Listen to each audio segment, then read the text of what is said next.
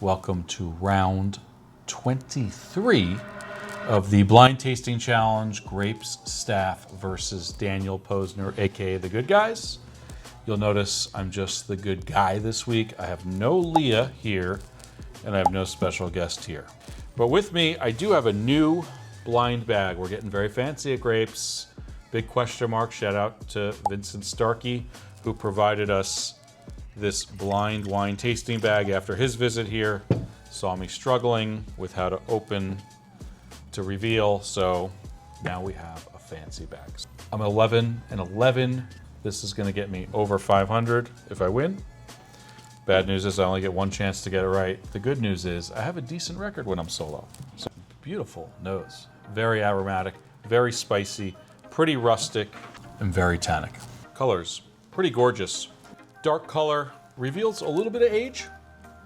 You can see a little bit on the outside. It's not quite bricking yet, but it doesn't have that bright, fresh, red, vibrant color you might expect from a younger wine. So it probably has a little bit of age on it. Someone else would name like 20 different adjectives to describe it. It just smells like really good, very well made, high quality wine. Maybe a little raspberry in there. Kind of red fruits, but not like strawberry red, more like raspberry red. I get a couple of hints out of this one. John Visser chose it. John Visser's always trying to screw me over. But the one benefit I have with John is he's always trying to pick a wine that we need to sell.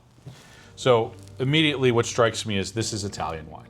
I mean, it's definitely old world, but it's not French old world. The tannin levels are way too high. The rusticity is way too high. It's like Northern Italian Piedmont. If you notice, if we go back in time, they did give me a Longue Nebbiolo. I think I might have said at the time it was Fort Damaso. I guessed it right off the bat.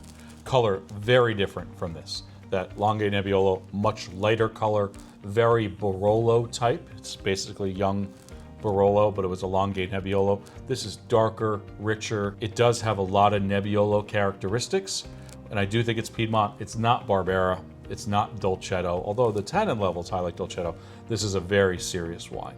Alto Piedmont is my guess. Great area.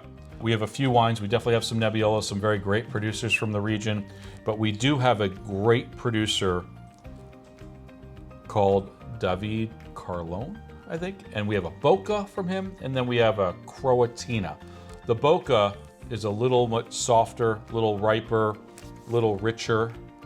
The Croatina is a little more akin to Nebbiolo, like I said, without the flashiness of Barolo, without that rusticity. This is very rustic, but without that kind of, this color's way too dark to be Nebbiolo. Croatina, I remember tasting that wine a few years ago, really liking it. And that's gonna be my guess. And I know that sounds like very fast forward moving. Alto Piedmont, David Carlone, I don't know, but Croatina. The only Croatina we sell, if I'm right.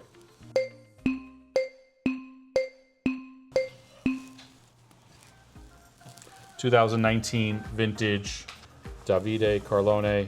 It has a little bit of age on it. It's great press, tiny production. Alto Piemonte is a great region to look for in the world of wine. Delivers terrific value. This comes in at low 20s. Drink's probably like a $40, $50 Barbaresco Barolo. Very cool wine. This was not decanted. I highly recommend a decant. That's a wrap. So cheers.